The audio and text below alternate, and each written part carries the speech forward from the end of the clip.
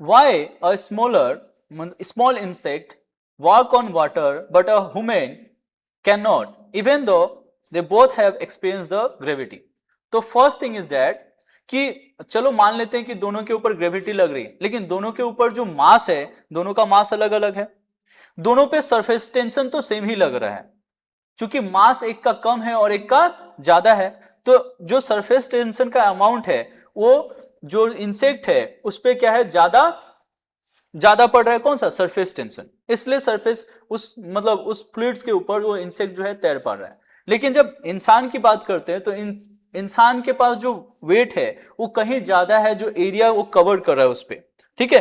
तो कम एरिया पे ज्यादा वेट लगने की वजह से जो सरफेस टेंशन को हम लोग क्या करते हैं, पेनिट्रेट कर देते हैं, इसलिए हम लोग डूब जाते हैं, ठीक है। अगर हम लोग का भी बॉडी का आकार इस तरह से अगर हम लोग फैला लें कि एकदम फैल जाए, ठीक है, जैसे एक वो मूवी वूवी होता है उसमें कि हम लोग एकदम थीन, जैसे गोल्ड को थीन फॉइल बना दे तो हम लोग भी उसी पे चिपक के चले जाएंगे, कोई दिक्कत नहीं, हम भी नहीं डूबेंगे, ठीक है, अगर हम अपने एरिया को बढ़ा दें। और ऐसे भी हमने बताया था ना कि क्या होता है surface tension, energy per unit area, yes और नो।